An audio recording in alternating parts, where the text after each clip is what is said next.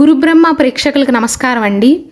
ఈ వీడియోలో భార్యాభర్తలలో ఒకరు ధనుస్సు రాశిలో జన్మించి ఇంకొకరు కనుక కర్కాటక రాశిలో జన్మించినట్లయితే వారిద్దరి వైవాహిక జీవితం అనేది ఎలా ఉంటుంది, కర్కాటక రాశి వారికి వారి దాంపత్యంలో ధనుస్సు రాశి వారిలో నచ్చే విషయాలేంటి, నచ్చని విషయాలేంటి, అలానే ధనుస్సు రాశి వారికి వారి దాంపత్యంలో కర్కాటక రాశి వారిలో నచ్చేవేంటి, నచ్చని అంశాలేంటో చాలా క్లియర్గా వివరిస్తానండి. శ్రీ దుర్గాదేవి జ్యోతిష్యాలయం. మీరు ఇప్పుడు వరకు ఎక్కడెక్కడో జ్యోతిష్యం చెప్పించుకుని నిరాశ చెంది ఉన్నారా? అయితే ఒక్కసారి గురువు గారికి ఫోన్ కాల్ చేసి చూడండి. ప్రేమ, పెళ్లి, ఉద్యోగం, రాజకీయం, విదేశీ ప్రయాణం, ధనం నిలకడగా లేకపోవటం, భార్యాభర్తల మధ్య గొడవలు, ఆస్తి తగాదాలు, అప్పుల బాధలు, స్త్రీ పురుషుల ఎలాంటి గుప్త సమస్యలకైనా, ఎటువంటి సమస్యలకైనా ఒక్క రోజులోనే పరిష్కారం చూపుతారు. వీరు ఫోన్ నంబర్ 9542637206. ఇంట్రెస్ట్ ఉన్న వాళ్ళు ఎవరైనా ఏ టైంలోనైనా వీరికి కాల్ చేయవచ్చు. కర్కాటక రాశి నుండి ధనుస్సు రాశి 6వ స్థానం అవుతుందండి.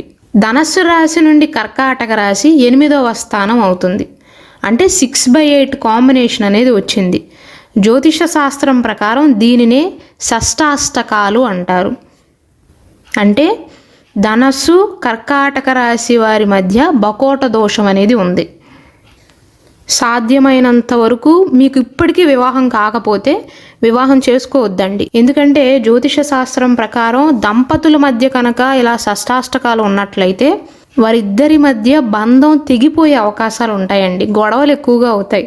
వీరిద్దరి మధ్య చిన్న గొడవ వచ్చినా సరే అది చిలికి చిలికి గాలివానలాగా మారుతుంది.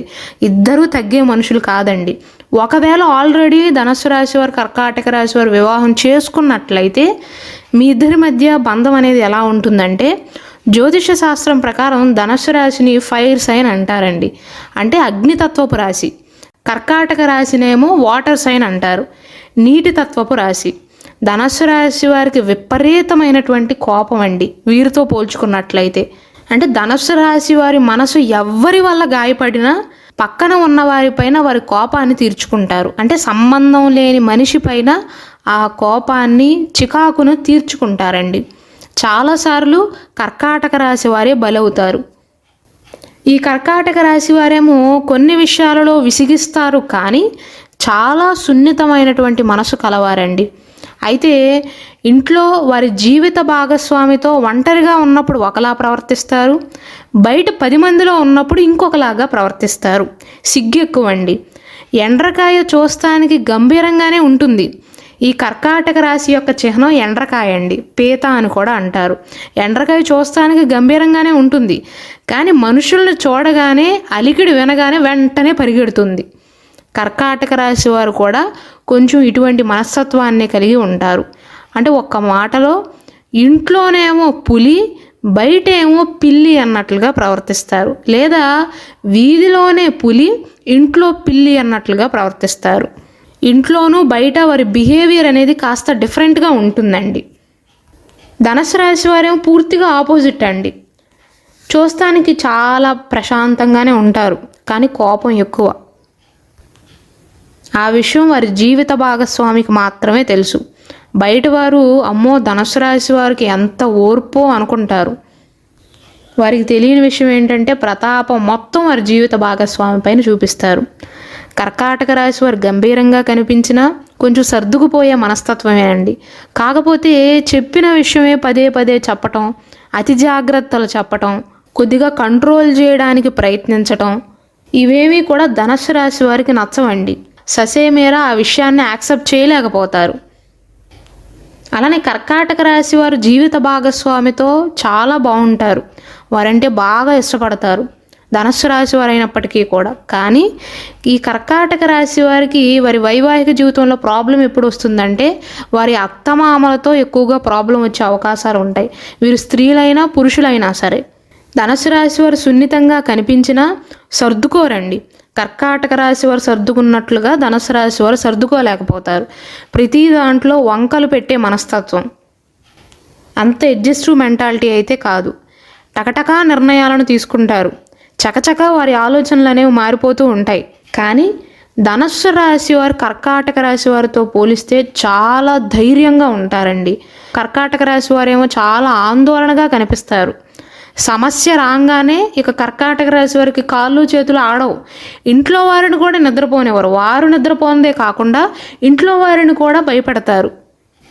ధనుసు రాశి వారి మనస్తత్వం ఎలా ఉంటుందంటే, అయిందేదో అయిందిలే, తర్వాత చూసుకుందాంలే, ఇప్పుడు భయపడి ఏం చేస్తాం, ఇప్పుడు బాధపడి ఏం చేస్తాం అన్నట్లుగా వారి మనస్తత్వం ఉంటుంది. పిరికితనం అంటే ధనుసు రాశి వారికి నచ్చదు. ఈ కర్కాటక రాశి వారికి ఉండే కొద్దిగా భయపడే లక్షణం, కొద్దిగా పిరికితనంగా ఉండటం ధనుసు రాశి వారికి నచ్చదు. నిజానికి ధనుసు రాశి వారి కంటే కర్కాటక రాశి వారే చాలా తెలివైన వారు. నేను ఇంతకుముందు వీడియోస్లో కూడా ఇదే మాట చెప్పాను. కాకపోతే కర్కాటక రాశి వారికి భయం ఎక్కువండి. ఒక చిన్న ఇష్యూ రాగానే వెంటనే భయపడిపోతారు. కాళ్ళు చేతులు ఆడవిక వారికి స్వతహాగా ఉన్న తెలివితేటలను కూడా ఆ కంగారు వల్ల సరిగ్గా ఉపయోగించరు. అందుకే వీరు ఎప్పుడూ కూడా ముత్యాన్ని ధరించటం మంచిది. ఏ నక్షత్రమైనా సరే మీ నక్షత్రానికి సంబంధించిన రత్నంతో పాటుగా ముత్యాన్ని ధరించినట్లయితే కర్కాటక రాశి వారు ప్రశాంతంగా ఉండగలుగుతారు. ధనుసు రాశి వారికి స్వతహాగా ఉండే ఆత్మవిశ్వాసం చూసి, దూకుడుతనం చూసి, కోపం చూసి కర్కాటక రాశి వారు కాస్త భయపడతారు. కర్కాటక రాశికి అధిపతి చంద్రుడు కావటం వల్ల మానసిక సంఘర్షణలు అనేవి ఎక్కువగా ఉంటాయి. కొద్దిగా అయోమయంగా ఉంటారు. మానసిక వేదన కూడా ఎక్కువగా ఉంటుంది. తరచి ఆలోచించే గుణం కూడా ఉంటుంది. కాబట్టి ధనుసు రాశి వారి డామినేషనే కాస్త ఎక్కువగా ఉంటుందండి. పైకి కర్కాటక రాశి వారి డామినేషన్గా అనిపించినప్పటికీ కూడా అది మాటల వరకే, చేతల వరకు ఉండదు. ఒక్క మాటలో వీరిద్దరి మధ్య డిఫరెన్స్ చెప్పాలంటే, ధనుసు రాశి వారికి కోపం ఎక్కువైతే కర్కాటక రాశి వారికి ఆత్మాభిమానం ఎక్కువ. ధనుసు రాశి వారికి ధైర్యం ఎక్కువ, కర్కాటక రాశి వారికి భయం ఎక్కువ, కంగారు ఎక్కువ. ఆ కంగారే ధనుసు రాశి వారికి నచ్చదండి. అలాగే కర్కాటక రాశి వారు ప్రతి విషయాన్ని పదే చెప్తూ ఉంటారు. అది కూడా ధనుసు రాశి వారికి కాస్త చికాకును కలిగిస్తుంది. అలాగే కొన్ని సందర్భాలలో చాలా టైట్గా ఉన్నప్పటికీ కూడా, సిచ్యువేషన్ డిమాండ్ చేసినప్పటికీ కూడా ధనుసు రాశి వారు అసలేమీ పట్టనట్లుగా చాలా సరదాగా ఉంటారండి. కొన్ని విషయాలను వారు సీరియస్గా తీసుకోలేరు. సీరియస్ విషయాలను కూడా కొన్నిసార్లు చాలా కామెడీగా తీసుకుంటారు. ఆ విషయం కర్కాటక రాశి వారికి ససేమేలా నచ్చదు. కర్కాటక రాశి వారు అతి ప్రేమ చూపించడం కూడా ధనుసు రాశి వారికి కాస్త చికాకును కలిగిస్తుంది. నిజానికి కర్కాటక రాశి వారి ప్రేమను అలాగే వ్యక్తపరుస్తారండి. ఉదాహరణగా చెప్పాలంటే, ధనుసు రాశి వారికి ప్రేమ ఉందనుకోండి, తిన్నావా అని ఒక్క మాట అడుగుతారు. కర్కాటక రాశి వారు అలా కాదు, కొంచెం ఎక్కువ వేసుకో, ఇంకొంచెం ఎక్కువ వేసుకో అని విసిగిస్తారు. ప్రేమతో విసిగిస్తారండి, అది విసుగు కూడా కాదు. కాబట్టి ఇద్దరి మధ్య చాలా డిఫరెన్స్ ఉంటుందండి. కాబట్టి ధనస్సు, కర్కాటక ఈ రెండు రాశుల వారికి పెద్దగా పొంతన అనేది కుదరదు. పైగా కర్కాటక రాశికి అధిపతి అయినటువంటి చంద్రుడు, ధనుసు రాశికి అధిపతి అయినటువంటి గురువు, ఈ రెండు గ్రహాల మధ్య శత్రుత్వం ఉంది. కాబట్టి తరచుగా వీరిద్దరి మధ్య వైవాహిక జీవితంలో గొడవలయ్యే అవకాశాలు ఉంటాయి. అలానే కర్కాటక రాశి వారు ఎవరైతే వీరికి ఇష్టమో వారి కోసం వారి ధనాన్ని అవ్వవచ్చు, సంపదను అవ్వవచ్చు, సమస్తాన్ని సమర్పించుకుంటారు. వారికి నష్టం కలిగినా, అనారోగ్యం కలిగినా ఏమాత్రమూ లెక్క చేయరు. అలా ఉంటుంది వారి ప్రేమ. ఇతరుల బాధ్యతలను కూడా నెత్తిన పెట్టుకుని మోస్తారు, అతిగా ఆలోచిస్తారు. కొన్నిసార్లేమో అత్యంత ఆవేశాన్ని ప్రదర్శిస్తూ ఉంటారు. ఈ రెండు గుణాల వల్లే కర్కాటక రాశి వారు ముందు వెనక ఆలోచించకుండా సత్వర నిర్ణయాలను తీసుకుంటూ ఉంటారు. అది చంద్రగ్రహం యొక్క ప్రభావం అండి. చంద్రుడి ప్రభావం ఉన్నప్పుడు మనసు అనేది క్షణక్షణానికి మారిపోతూ ఉంటుంది.